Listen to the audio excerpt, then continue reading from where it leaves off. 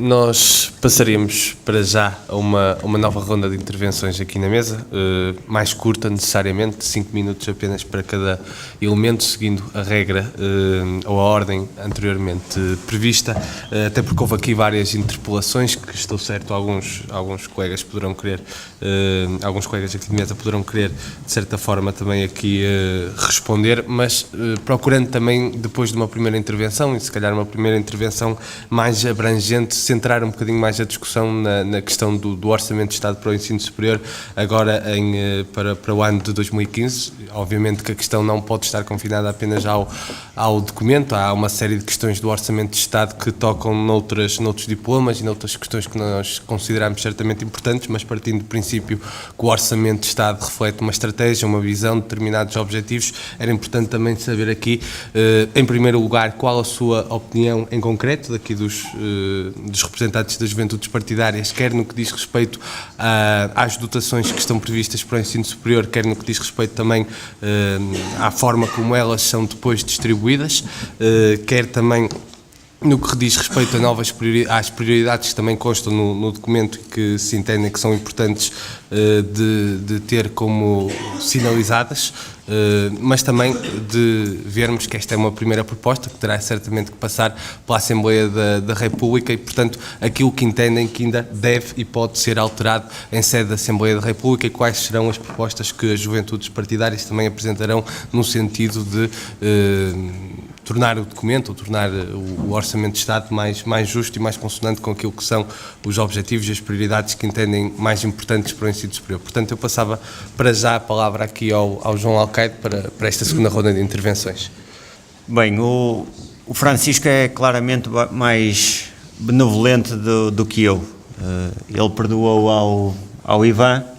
Eu não posso deixar, pelo menos, de fazer aqui uma pequena aproximação àquilo que o Ivan disse. Se será, na opinião dele, difícil ser advogado de defesa deste governo, muito mais difícil será ser advogado de defesa do governo que nos levou até este caminho tortuoso que foi o do programa do ajustamento financeiro. Felizmente, isso já ficou há 3 anos atrás. E não podemos também esquecer que esse foi o governo também que negociou esse mesmo programa de ajustamento financeiro que condicionou toda a política deste governo até agora e que felizmente através daquela que foi a sua atuação nos permitiu sair desse mesmo programa. No que diz respeito ao ensino superior, eu concordo com o Francisco. Eu acho que a visão tem que ser ampla, a começar até no ensino secundário, desde logo, por exemplo, pela construção dos currículos, que depois permitem esse mesmo acesso ao ensino superior. Acho, e isso já consta do orçamento e do relatório, pelo menos as primeiras indicações, porque ainda não há um diploma aprovado, há a questão necessariamente das vagas para um ajustamento daquela que é a oferta formativa e da qualidade dessa oferta com a procura e com as necessidades do mercado laboral, para que não estejamos apenas a produzir, mas sim a formar jovens mais qualificados que vão encontrar no futuro uma saída para aquilo que desejam, porque corremos o risco de andarmos a produzir em série e a produzir jovens cujo final será, infelizmente, o da imigração, e todas as semanas penso que todos nós temos colegas que são sujeitos a esse flagelo. Acho que tem que passar também necessariamente pela preocupação com a ação social. É óbvio que as verbas disponíveis não vão corresponder a todas as necessidades, atendendo até às circunstâncias excepcionais em que o país se encontra. Agora, eu penso que é necessário, através dos diplomas e das medidas que forem implementadas, encontrar dentro deste espaço complicado de manobra as medidas mais justas para permitir que todos os jovens em condições de igualdade possam obter a sua formação. E no final, a questão da empregabilidade, para dizer que não pode ser, obviamente, o Estado a ser o criador, o gerador de emprego, mas isto é algo que tem que passar pela economia, pelas empresas, e penso que é nisso que este Governo está apostado. Dizer apenas mais duas coisas.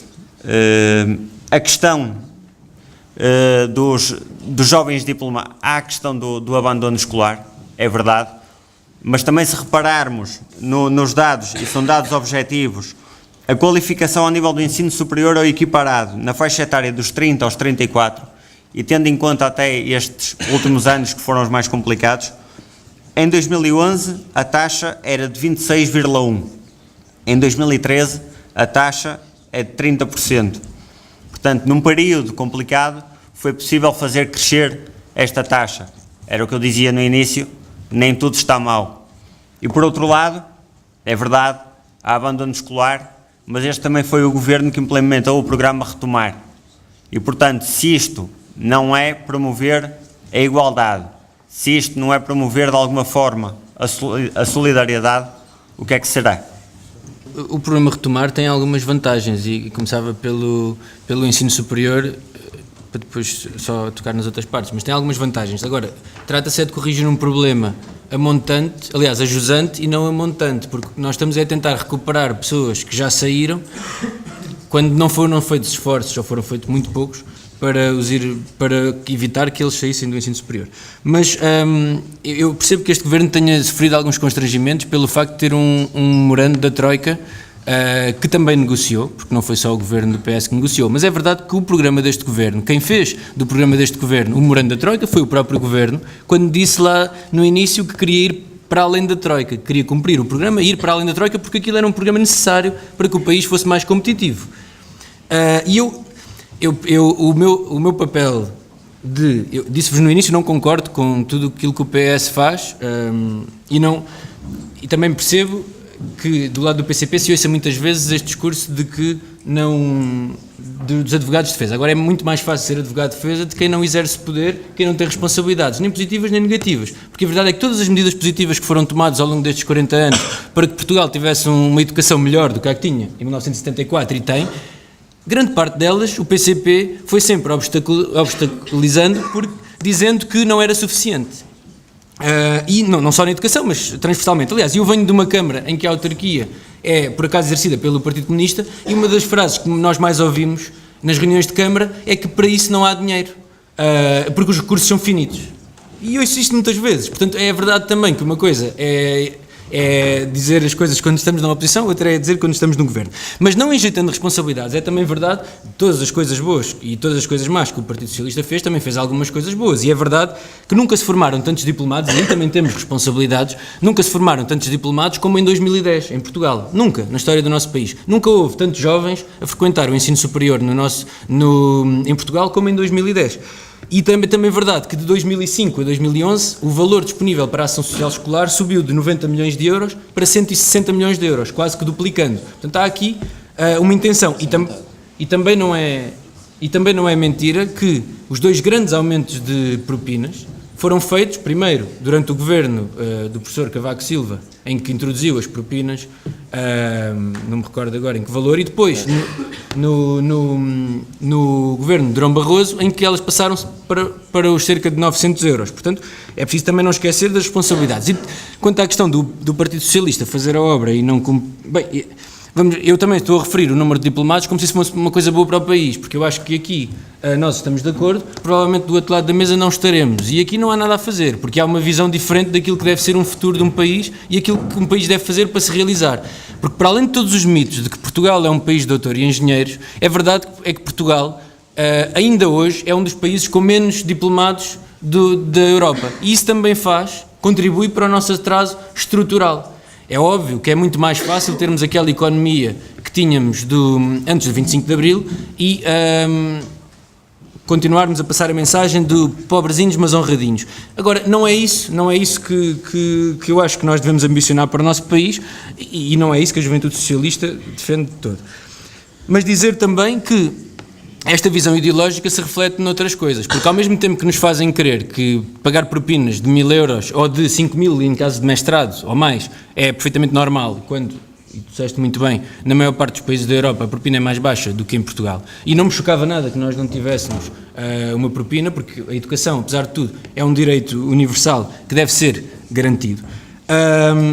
Ao mesmo tempo que nos dizem isso, dizem também que é perfeitamente natural que nós trabalhemos 12 horas por dia, porque é assim é que o nosso país se vai tornar competitivo. Quando qualquer um de vocês, quando entrar no mercado de trabalho, e se calhar for trabalhar para uma consultora e tiver de trabalhar 14 horas por dia a receber 800 euros por mês e vos disserem que isso é normal, e depois tiver que ir lá fora e perceber que as mesmas filiais em Paris, em Berlim, trabalham 8 horas por dia e recebem o dobro, e esses países são muito mais competitivos que nós, percebem que o problema de Portugal não está nas horas que cada um trabalha ou não está na falta nas prestações sociais que nós pagamos às pessoas que têm menos dinheiro, até porque esse tipo de coisas são a floresta, é insistir a ver a árvore e não ver a floresta. E eu consigo perceber que é muito mais atraente ter esse tipo de discurso, o discurso de que uns fazem e os outros pagam, mas depois quando nós vamos aos factos e vamos perceber a verdadeira raiz dos problemas, percebemos que talvez não seja bem assim. Porque se uns fazem e os outros pagam, então não é compreensível como é que o nível de endividamento do país manteve-se constante, manteve um trajeto de crescimento constante de 2011 até hoje, quando este governo veio arrumar a casa, supostamente, mas manteve o trajeto de crescimento da dívida exatamente igual. A dívida pública de Portugal era superior a 100% do PIB em 2011. Hoje em dia, toca os 130% do PIB. Mas isto são factos, não estou a inventar. Ou até, como é que um governo que é tão campeão na consolidação orçamental consegue... Nós tínhamos em 2010 um déficit, aliás, 2011, um déficit de 7,2%. No fim de 2014 vamos ter um déficit de 4,8%, ou seja, diminuímos 2 e tal %. Mais do que isto, conseguiu diminuir o Partido Socialista com os PECs, os tais PECs que não serviam para nenhum dos partidos da oposição, mas que depois o ajustamento e o plano da Troika já servia, mas já lá vamos, mas dizer que o Partido Socialista nesse ano, 2010 para 2011, com os PECs, conseguiu diminuir mais o déficit do que a coligação CDS-PSD conseguiu diminuir de 2011 para 2014. E depois dizer que é preciso também perceber que dívidas exageradas existem um pouco por todo o mundo. O Japão tem uma dívida muito superior à portuguesa, os Estados Unidos, quando a crise internacional surgiu em 2008, tinham um déficit e um crescimento bastante baixo, mas a verdade é que, e aquilo que fez diferença em Portugal, não foi, como já se viu, a dívida, porque não é pelo facto da dívida hoje ter mais 30% que nós temos acesso a crédito. Aquilo que fez toda a diferença e que fez com que nós tivéssemos que chamar a Troika foi o facto de nos ter sido cortado de crédito, que num dado momento o foi porque um plano de estabilidade e crescimento foi chumbado, um plano que vocês sabem muito bem que era avalizado pela Comissão Europeia. E aquilo para finalizar, aquilo que faz toda a diferença hoje em dia, que faz com que Portugal tenha acesso ao crédito, é o facto de, a dada altura, o Banco Central Europeu ter dito que nenhum país da zona euro ia cair. E a partir desse momento é óbvio que os mercados voltam a ter confiança. Nós dizermos que isto tudo se deve a um grande arrumar de casa, não acho. Para acabar, e só tocando na parte do Orçamento de Estado, este Orçamento de Estado, como é óbvio, não vai refletir nada diferente do que aquilo que os últimos 3 Orçamentos de Estado refletiram, porque se trata verdadeiramente de um governo em fim de linha, que tentará fazer alguns acertos durante este ano, tentará devolver algum dinheiro em virtude de alguma coleta de impostos que sabe à partida que não é propriamente uma estratégia lícita, ou que não é sequer... que não está a ser moralmente correto do ponto de vista daquilo que são as suas intenções e daquilo que sabe que não vai fazer, e que é um governo em fim de prazo e que neste momento se preocupa mais com o facto do Dr. António Costa ter ganho a liderança do Partido Socialista e em ver de que forma é que vai conseguir manter o seu poder. E portanto dizendo que este é um orçamento de Estado que reflete apenas isso, desinvestimento no ensino superior, porque partilha, lá está, da visão ideológica que os meus colegas da direita, ou à direita nesta mesa, também partilham, é de que Portugal tem demasiados doutores, Portugal tem demasiados engenheiros e que esse não é o caminho. É preciso cortar e, portanto, vamos fazendo e vamos cortando esse tal corporativismo, de que há bocado o Francisco falava, mas que na prática deve ser esse corporativismo que faz com que os sítios não funcionem e com que os professores não sejam colocados, com certeza. E não é a incompetência, é o corporativismo. Eu dei uma primeira oportunidade ao IVA, mas não dou uma segunda, como é óbvio. Eu gostaria de dizer e provar nesta sala, e não fugindo muito daquilo que foi as políticas na educação do Partido Socialista, dizer que efetivamente o Partido Socialista, nomeadamente daquele célebre filósofo José Sócrates, que teve muitas daquelas foram as políticas de idiota, e quando falo idiota, enquanto ideia, efetivamente teve boas ideias. O problema foi a concretização desses mesmos projetos. Vamos olhar para a parque escolar. Bem, reformular as escolas, apostar na qualidade das infraestruturas na educação, isso tudo influencia no aproveitamento escolar e todos nós sabemos que preferimos fazer educação física num pavilhão acomodado e bom do que ter quase estado de guarda-chuva e escorregar no piso. Todos nós sabemos e bem que preferimos uma sala cómoda do que propriamente uma sala onde as janelas não se fechem e onde o teto de estuque esteja a cair constantemente. O problema dos socialistas é sempre o mesmo, é depois a consequência. Pois bem, foi todo o programa, o que se devia gastar em 3 fases gastou-se na primeira, o que se devia ter feito em todas as escolas ficou grande parte delas por fazer, houve obras que se pagaram e que não foram feitas, candeeiros do Cisa Vieira em escolas, torneiras de porcelana a custar 300 € cada uma delas. Portanto, é toda esta megalomania do Partido Socialista que depois cai na descrença daquilo que é a gestão da coisa pública. E quando nós gerimos a coisa pública, gerimos a coisa que é de todos nós. Não é a minha mercearia nem o meu talho. E esta que é a dificuldade da gestão de qualquer socialista, que acha que sempre pode fazer mais porque se há de sempre pagar no futuro. Alguém há de pagar isso. E a parque escolar é claramente o exemplo disto. Continuando. Porquê é que o déficit agora é maior do que o que era? Porque o partido... A dívida, peço desculpa. Porquê é que a dívida é maior do que o que era? É fácil. Porque durante anos o Partido Socialista barreu para debaixo do tapete. Vocês vejam lá que o... Vou passar agora do filósofo para o engenheiro. Quase engenheiro. Fez para contrariar os números da dívida. Fez uma empresa pública, designada de par pública, em que pegou em grande parte dos edifícios do Estado e os vendeu à par pública. E a par pública pagou ao Estado. Automaticamente entrou receita. Logo a dívida baixou. Só que se esqueceram que a par pública era pública, como o próprio nome diz. Ou seja, todos nós vamos continuar a pagá-la. O que a Troika fez quando cá chegou disse: não. Isso tudo, todas essas parcerias público-privadas, todas essas manhosices vão contar para a dívida. E, portanto, automaticamente a dívida aumentou. De quem é essa dívida? Claro está, da gestão socialista.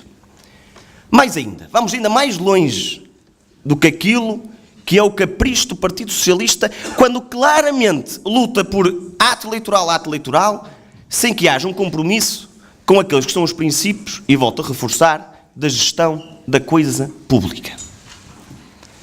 Pois bem, basta-nos lembrar o que é que foi, não o que é o Partido Socialista do António Costa, porque isso, estes senhores são capazes de dizer que nós não cumprimos a Constituição, mas depois eles próprios não cumprem os regulamentos internos e vamos a matar os cães e os gatos para ver quem é que vai para o poleiro. Mas dizer isto o quê? Que todo aquilo que foi o percurso do Partido Socialista, do José Seguro, do António José Seguro, fez claramente que o Partido Socialista não teve um compromisso com o povo português, mas teve sim um compromisso para consigo próprio e para com cada ato eleitoral.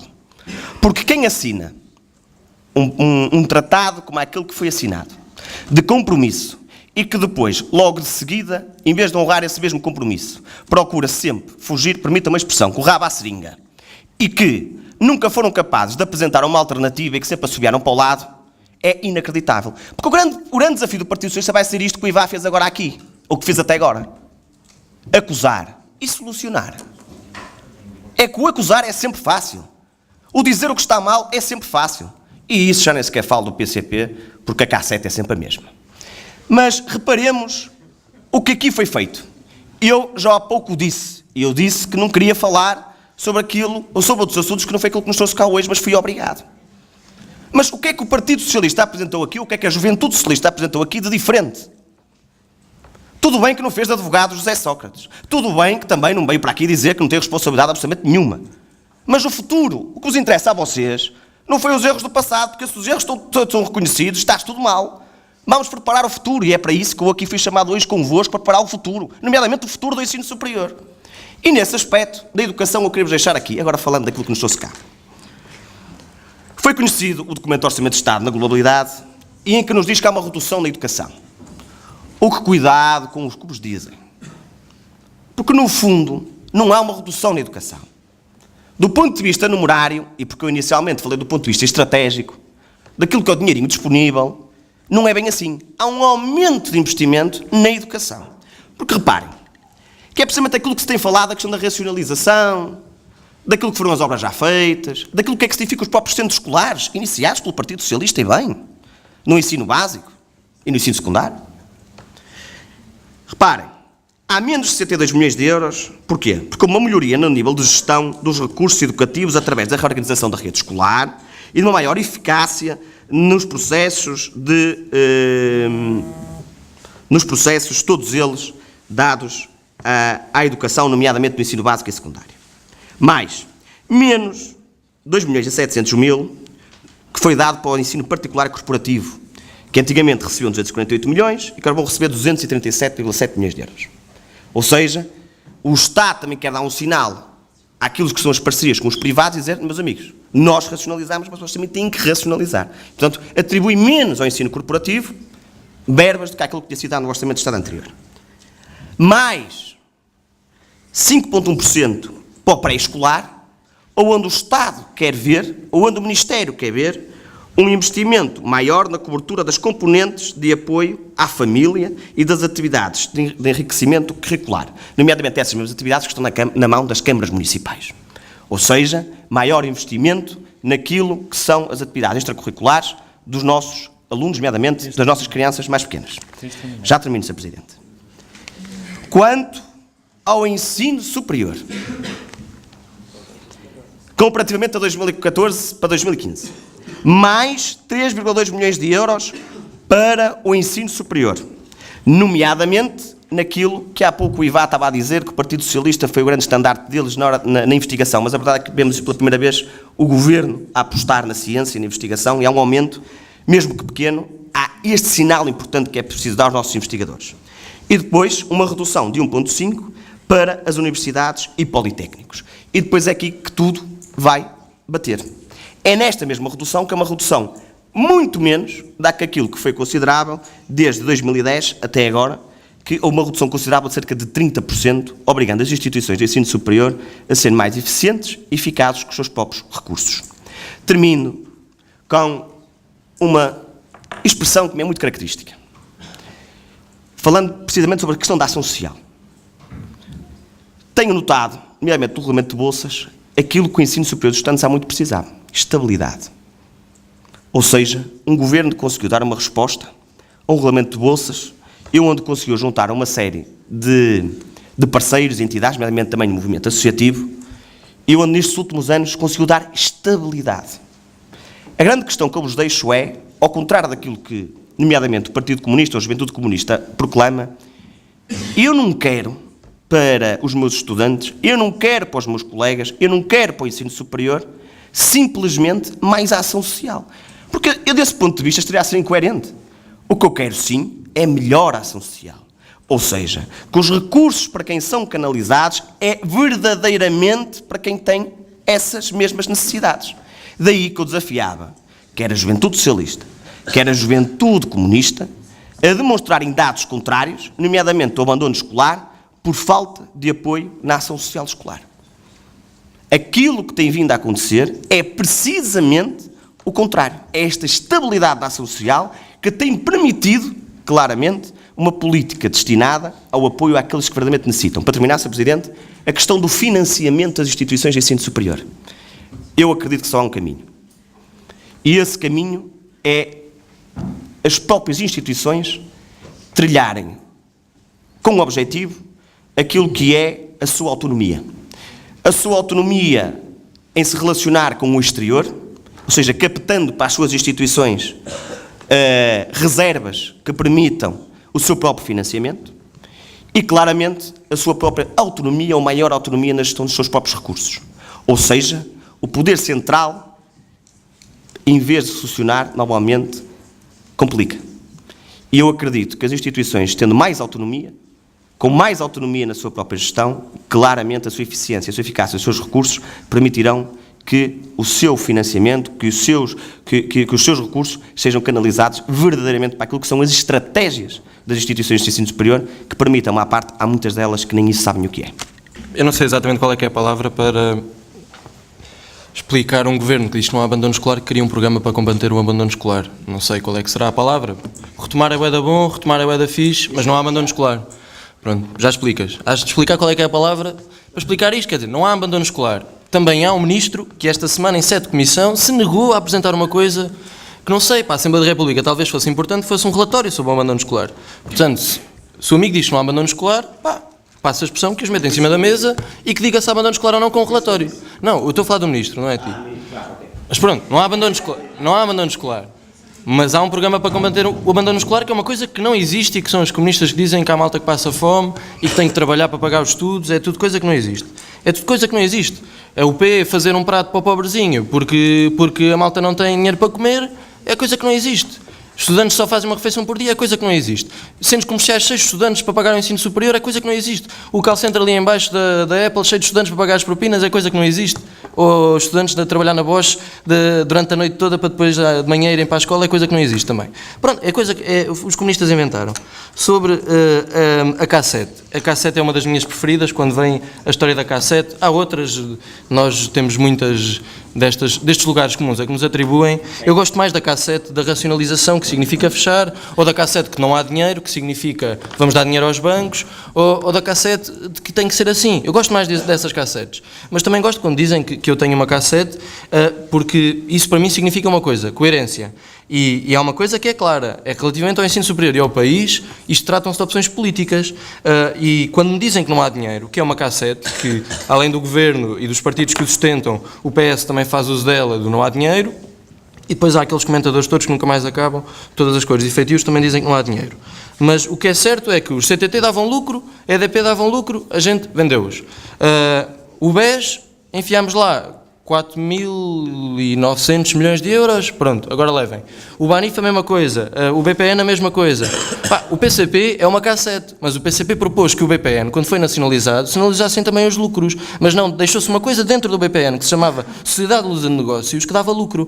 Essa ficou para os gajos, para os que estão presos, ficaram com isso. O resto a gente nacionalizou. E, por exemplo, só que foi enfiado no BPN, aplicado nas propinas, dava para estar o ensino superior sem propinas durante 26 anos. Aquilo que está no BPN. Quer dizer, e a mim choca-me um orçamento de Estado, primeiro, acho que parece-me errado estar a dizer que não vai haver cortes na educação, quando o ensino básico e secundário tem um corte previsto de 700 milhões de euros. Mas agora também não concordo que isto seja incompetência do Ministro, as pessoas não estarem colocadas a tempo. Acho que há uma estratégia clara para degradar a qualidade da escola pública, e isso também não é só responsabilidade deste Governo. Nós não dizemos apenas que tem que haver mais ação social escolar.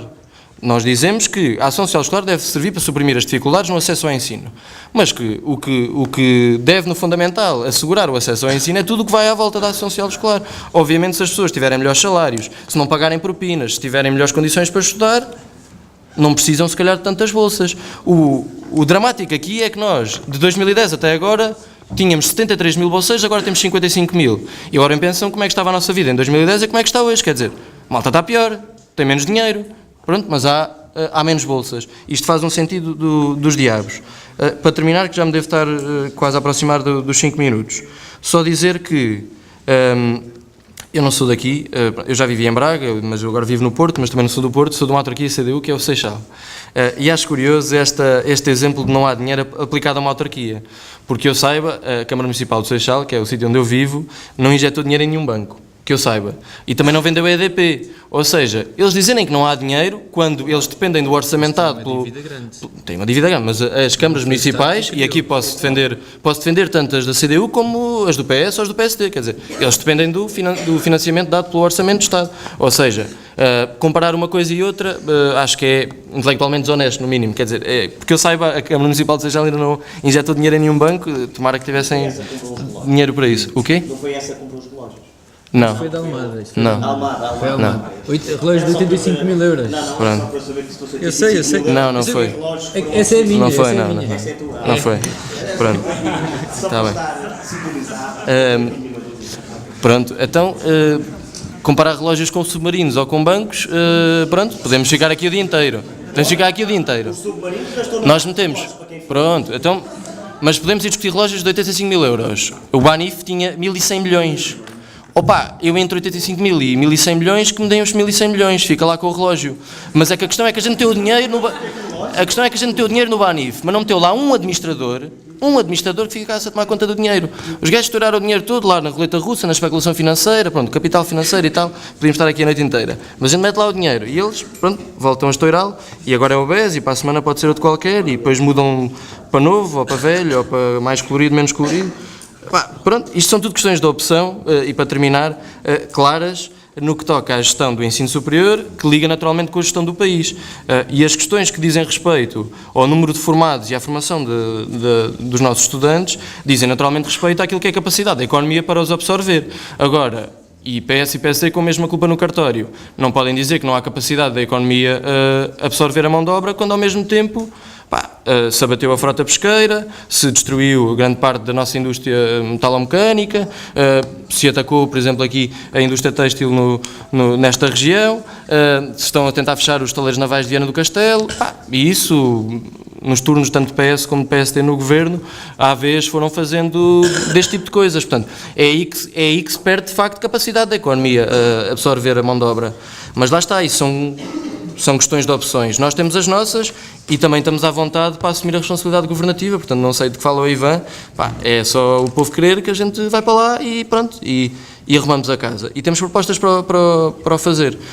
E a questão é arrumar a casa ao serviço daquilo que é a maioria da população ou não. Pronto, e acaba apenas com um outro número que saiu há uma semana ou duas, que é, em Portugal, 60% da riqueza está em 10% da população e há mais milionários. Agora, num país em que há mais milionários, temos 2,5 milhões de pobres. Pronto, é só nesse país que eu não quero viver e é essa cassete que eu, enquanto chatear, cá continuarei a trazer.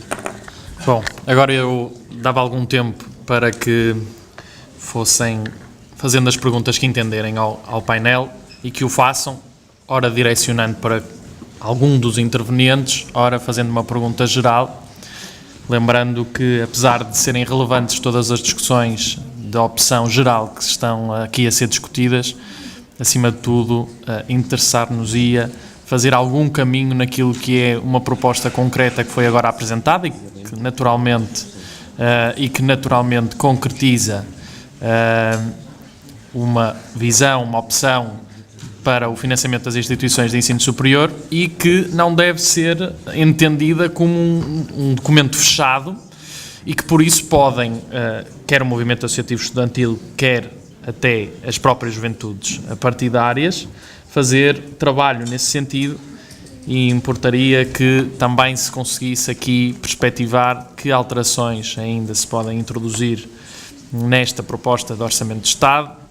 E por isso, com este mote, perguntava quem tem alguma questão para colocar aqui aos representantes das diferentes juventudes partidárias.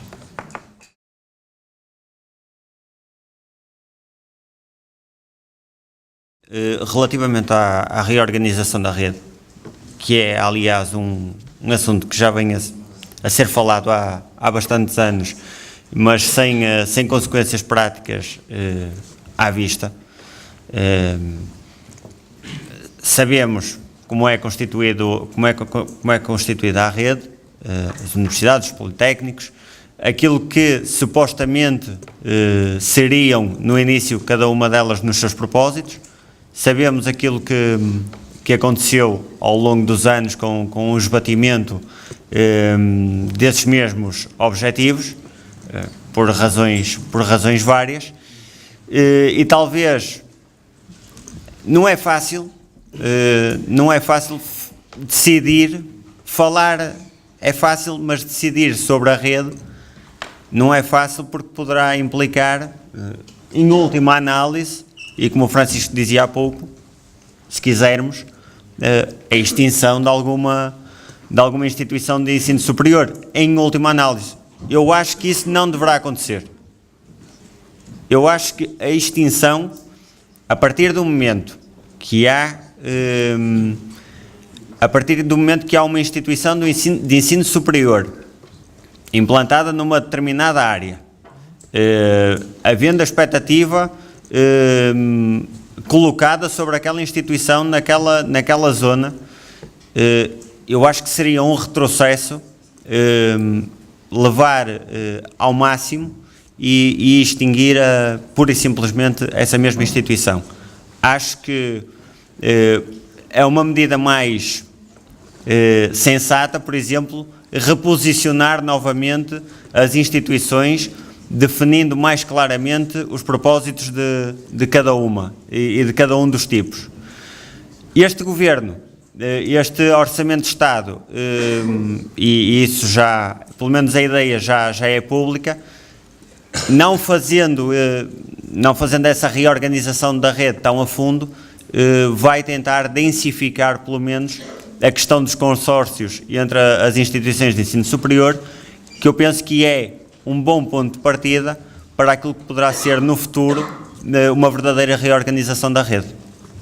A reorganização da rede é um bom exemplo daquilo em que este Governo, que trazia um ímpeto tão reformador, podia ter agido de alguma forma e ter feito. Toda a gente reconhece que a rede em Portugal, a rede de ensino superior, não está bem, mas nenhum Governo até hoje tem coragem, ou teve coragem, de a alterar. Até ainda há uns dias comentava numa discussão política, havia quem dissesse que há duas reformas em Portugal que nunca se vão fazer, é a reforma do sistema eleitoral e a reforma da rede de ensino superior. Eu espero que isto não seja verdade. Agora, posto isto, eu por acaso venho de uma instituição, talvez a única, que tenha tido, que tenha feito de alguma forma uma reorganização. Eu estudo no Instituto Superior Técnico, que fazia parte da Universidade Técnica, que se fundiu com a Universidade de Lisboa. Agora todos sabemos que essa fusão partiu de uma vontade das duas universidades e partiu muito pouco daquilo que era daquilo que foi uma diretiva ou não, da tutela. Mas dizer que qualquer que seja essa reorganização deve ser feita tendo em conta alguns pressupostos. E a nosso entender, e aqui mais uma vez com certeza discordaremos daquilo que é a opinião do PSD e do CDS, ou da JSD e da JP, mas eu acho que não se pode fazer uma reorganização de rede sem ter em conta que serão precisas mais vagas no ensino superior. E aliás, quando há pouco se dizia que o número de candidatos ao ensino superior decresceu nos últimos anos por causa da demografia, é curioso que essa demografia só se fez sentir quando veio a austeridade. Ou seja, até 2009, 2010, o número de candidatos ao ensino superior crescia. Quando a situação económica começou a apertar, curiosamente, começámos todos a perceber que as taxas de natalidade em Portugal são baixas desde há 30 anos para cá. Mas dizer que é importante que nós consigamos ter mais alunos a estudar no ensino superior. É óbvio que isto não vai obrigar, e não pode obrigar, a que nós tenhamos mais instituições de ensino superior, até porque aqui se perderão ganhos de escala, e que já hoje em dia se perdem. Não é plausível que nós tenhamos cursos, aliás, é plausível, mas não é possível ter cursos de alta qualidade quando se tem cursos de engenharia civil a abrir com 15 vagas. Isto não existe, isto é, não preenche os estándares de qualidade que nós queremos. Agora, também é verdade que é preciso atender àquilo que são as especificidades locais, e há localidades que vivem, para os quais ter um polo de ensino superior traz um dinamismo à cidade que evita os efeitos, nomeadamente da interioridade, nas zonas mais interiores. Portanto, eu acho que aqui é preciso tocar com pinças. Provavelmente fazendo uma reorganização daquilo que são as instituições e não dos polos, ou então reorganizando também os polos, mas tentando dar condições aos estudantes para que se desloquem de algumas cidades para outras, porque a verdade é que não é a mesma coisa para um aluno para um jovem que vive em Porto Alegre ir estudar para o Politécnico de Porto Alegre ou ir estudar para Lisboa, porque os custos associados são completamente diferentes. E se nós vivêssemos em países como no norte da Europa, em que cada estudante, apenas por ser estudante, recebe um dinheiro do Estado, porque ideologicamente o Estado entende que cada pessoa deve receber uma verba suficiente para se emancipar ela própria, independentemente dos rendimentos da família, mas não é essa a situação que se passa em Portugal, ou seja, nós não podemos criar condições para que mais alunos saiam do sistema. E não podemos criar condições para que o sistema se torne cada vez mais desigual, ainda mais do que aquilo que já o é. E a verdade é que nós, Juventude Socialista, aquilo que defendemos é que nenhum jovem pode deixar de estudar no ensino superior por falta de condições económicas, nem no ensino superior, nem no ensino básico e secundário, obviamente. Mas que nenhum jovem deve deixar de estudar por falta de condições económicas. Ora, enquanto este desígnio não for atingido, estamos muito longe de o atingir, é óbvio que nós não podemos criar medidas que vão ainda mais constrangir a participação dos jovens ou aliás a educação dos jovens. Mas mais uma vez este era um exemplo de uma reforma que este governo podia ter feito e na qual falhou, não teve sequer vontade política de o fazer. Bem, eu antes de responder à questão da rede, eu gostaria só de elucidar aqui o Ivan, e parece que de certa forma estou sempre a discordar dele, mas este governo, do ponto de vista da emancipação dos jovens, ele até tem presente no regulamento de bolsas. Está lá. Claro. Um jovem que se quer emancipar pode o fazer. Desde que comprova que tem rendimentos, emancipa-se. Está lá. Portanto, Ivan, este governo nem fez qualquer coisa. Uma das tuas propostas já estará presente no regulamento de bolsas, que ele permite a emancipação dos jovens. Quanto àquilo que é a rede de ensino superior, bem, eu costumo contar uma história e vou ter que contar aqui. E isto parece engraçado, mas de piada não tem nada. Porque isto é um problema estrutural muito grave que foi criado ao longo dos anos por políticos, por professores, por seus reitores, por seus presidentes das instituições, ou seja, por uma série de individualidades que quiseram fazer do ensino superior a grande resolução do seu território do ponto de vista demográfico, ou seja, garantir jovens. Outra questão é que achava que a presença de uma instituição de ensino superior iria resolver a questão da economia do seu território. Só que todos esqueceram-se da coisa mais importante, que era a fixação dos jovens nesse mesmo território. Isto para significar o quê? Nós temos 15 universidades, todas elas distribuídas pelas regiões e as suas em Madeira. Basta vermos. Começamos no Minho, vamos até ao Otade, vamos ao Porto, Aveiro, Coimbra, Lisboa, Algarve, Beja, Évora, Porto Alegre, subimos por aí acima, Covilhã. São 15 instituições. Mas, mais do que isto, de que este desenvolvimento regional, pensado e sentido, e que fazia todo sentido, os seus presidentes da Câmara, nomeadamente, em grande parte delas, capitais de distrito, quiseram ter um politécnico. E então andaram todos pelos corredores da Assembleia da República, ora o amigo do PST, ora o amigo do CDS, ora o amigo do PS, ora o amigo do PCP, era um bocado que nunca tiveram no governo, mas ainda assim têm câmaras municipais e, portanto, continuam a pedir a esses mesmos do PST, do PS e do CDS, e bem, como autarcas, exigir, decidiram precisamente o politécnico do distrito. Não contentes com a coisa, fizeram os presidentes de Câmara dos Conselhos envolventes, disseram, não. Então, cada politécnico, se tem politécnico, eu quero uma escola no meu conselho. E então fizeram-se as escolas dos politécnicos, em grande parte deles espalhados por todos os conselhos deste país. Não contentes com isso, vieram os presidentes de junta de freguesia. E disseram, não, calma, então eu também quero ter uma palavra na educação. Então criou-se os cursos de novas oportunidades e fizeram-se nas sedes das juntas de freguesia. Isto tudo é história do interesse político que achavam que a educação iria resolver o problema da fixação dos jovens. Mas foi tudo ao contrário. Saiu tudo ao contrário. Exemplo disso, basta olhar para a Covilhã. Abriu-se lá uma escola de medicina, mas os médicos não querem ir todos para o interior, quer tudo ir para o litoral depois. Portanto, ou seja, o problema estrutural ninguém o resolveu, que é a questão da fixação territorial. E depois agora vocês questionam, e qual é que é o caminho? Se está analisado o problema, qual o caminho? Pois, eu aí concordo inteiramente com o Ivan. Estes últimos 3 anos foram 3 anos de tempo perdido, em que muito se prometeu nisto e nada se fez. E como eu disse no início, e fui o primeiro a levantar esta questão, muito pelo corporativismo que se vive no ensino superior. Porque se eu perguntar a cada um de vocês qual é o curso que deve fechar na vossa faculdade, todos vocês vão dizer, não, na minha nenhuma, mas naquela, aquele não tem qualidade nenhuma. E na tua, não, na minha te funciona tudo, que é mais mil maravilhas. Não, na minha, qualidade, para os professores são a mesma coisa que a reorganização, e não tem nada a ver, mas das freguesias. Ou seja, a do vizinho pode fechar, a minha que não. Enquanto nós tivermos esta mentalidade e não tivermos a frontalidade de discutir este problema na íntegra, nunca o problema da rede vai ser resolvido.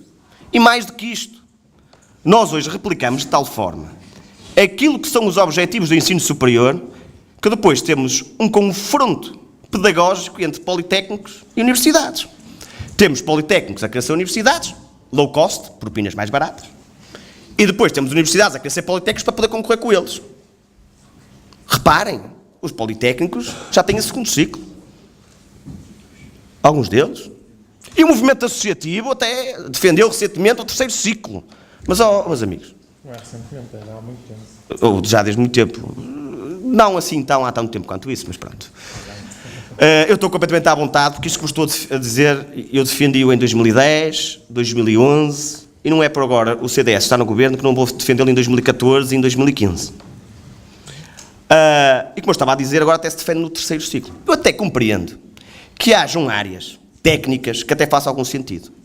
Agora, em estradas em frente uma a outra, como é o caso da Faculdade de Engenharia do Porto e o Politécnico do Porto, com a mesma engenharia, concorram entre eles. Só vai acontecer uma coisa, claramente, é que os universitários vão querer ser politécnicos, os politécnicos universitários. São coisas completamente diferentes. O segundo e terceiro ciclo, investigação, universidades, que depois tudo isto bate numa questão central, que são as prioridades da educação. Porque a questão da rede bate logo na entrada e no acesso ao ensino superior que se estava a debater agora. O acesso ao ensino superior faz todo ele, neste momento até, que alguns jovens não acreditem que vale a pena uma formação superior.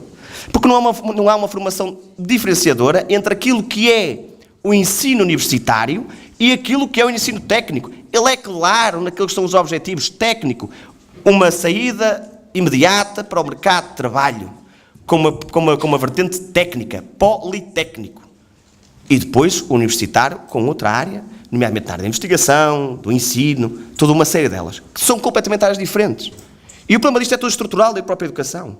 Porque o ensino secundário não se pensa, nem o ensino básico, por exemplo, nas suas próprias áreas técnicas. Para terminar. Ou seja, quando nós falamos dos países dos engenheiros e dos doutores, a verdade é essa. É que nós temos todos os nossos jovens, todo o nosso programa educativo, todo ele inclinado para os quadros superiores. E os quadros intermédios, onde é que ficam?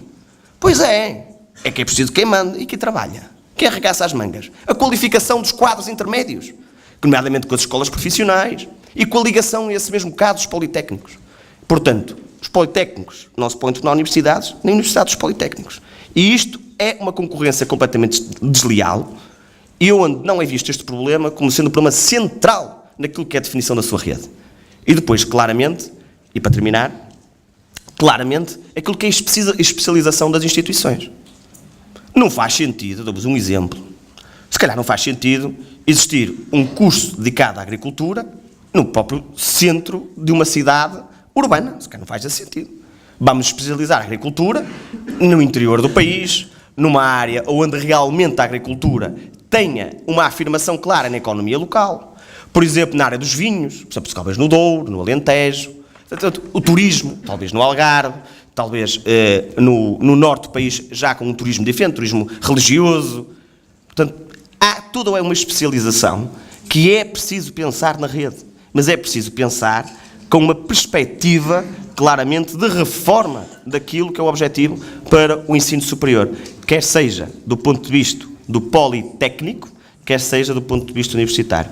Esta é a grande questão estrutural que o movimento associativo e os governos, os partidos do arco da governação têm que estar disponíveis para fazer. Porque senão aquilo que, as grandes dificuldades que nós hoje vivemos no ensino superior vão-se cada vez mais reforçar no futuro.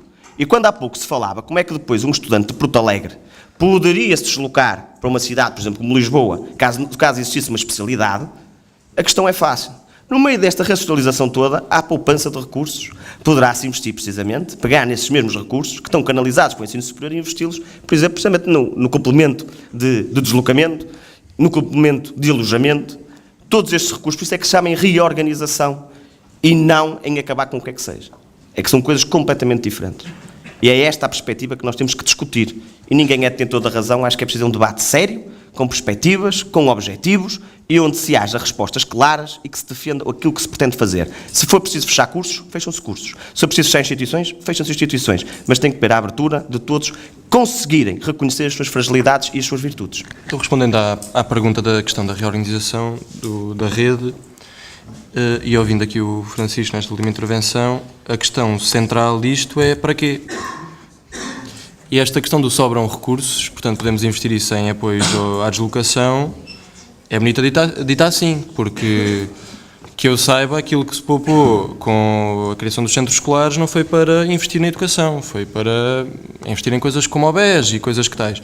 Ou seja, a questão é fundamental, eu percebo o desconforto, mas a questão é fundamental, que é, hoje, reorganização ou racionalização ou outras coisas, palavras desta dimensão, querem dizer apenas uma coisa, que é poupar dinheiro. E poupar dinheiro, já sabemos para que é. É para depois pôr outras palavras grandes, consolidação, aquelas coisas do injetar dinheiro nos bancos, é para isso. Ou seja, nós não somos contra a reorganização da rede de ensino superior, pelo contrário, há coisas que o Francisco disse com as quais eu estou plenamente de acordo. Também há coisas que o Ivan disse com as quais estou plenamente de acordo. Mas a questão de fundo é qual é que é o ponto de partida. Se o ponto de partida é a gente olhar para as 15 escolas, para as 15 universidades e para os 22 politécnicos e pensarmos como é que a gente daqui poupa dinheiro, então a coisa vai correr mal. Se a gente olha para as 15 e para as 22 e pensa como é que, e já agora estava a dizer há bocado, Beja não tem universidade, como é que nós olhamos para isto e dizemos como é que vamos poupar dinheiro? Se for para poupar dinheiro vai dar mau resultado, porque a gente até pode chegar ao cúmulo, se calhar ter que fechar escolas e até gastar mais dinheiro. Eu não ponho isto de parte. Quer dizer, não, a questão da poupança ou não poupança não é a questão de fundo, a questão é o objetivo. Para que é que nós estamos a fazer isto? Porque se nós estamos a olhar para as 15 universidades e para as 22 escolas politécnicas com o mero objetivo de consolidar orçamental, consolidar o orçamento e poupar e cortar, pronto, se é daí, não contem connosco. Se for de facto para olhar para as regiões e ver como é que elas se desenvolvem, se for para olhar para o movimento estudantil e ver como é que ele se pode desenvolver, se for para olhar para a economia do país e ver como é que ela se pode desenvolver, muito bem. Se olhar para o Politécnico de Viana do Castelo e olhar para o lado para os taleiros e perceber como é que uma coisa pode desenvolver a outra, agora o problema é que não. O problema é que se vai olhar para os taleiros e vai-se dizer feche-se, privatize-se, que é o que se está a fazer. E vai-se olhar para o Politécnico e vai-se dizer... Pronto, estamos em desacordo. Estamos em desacordo e podemos fazer um debate sobre os taleiros navais de Viana do Castelo e discutir isso. E depois vais de ouvir a cassete. Mas a questão que eu estava a dizer é, olha-se para os taleiros, fecha-se, privatiza-se. Olha-se para o Politécnico de Viana do Castelo e ou se fecha ou vamos cortar ali, porque temos que cortar. E essa é que é a questão de fundo, é a reorganização até pode no fim dar de facto poupança orçamental, mas esse não pode ser o objetivo. O objetivo tem que ser aquele que fica muito bem dizer que é a educação do ponto de vista económico é um gasto para o desenvolvimento económico. Ou seja, e qualidade também. E há qualidade no Politécnico de Viana do Castelo e não sei se não foi a ti que te ouvi dizer uma vez ali na Carlos Amarante, num debate sobre um curso de rega que havia no Politécnico em Ponte Lima. Não sei se não foste tu. É em Ponte Lima que existe o curso e estava-se a gozar com o curso porque era um curso de rega. Rega das rotundas. Pronto. Como se o curso se chamasse Rega das Rotundas, que não é. Pronto, não anda muito longe, mas é uma coisa um bocado diferente. É uma coisa um bocado diferente. Os canos funcionam um bocadinho de uma forma mais complexa do que aquilo que tu pensas. E é preciso gente que estude isso. Porque senão abres a torneira e não sai água.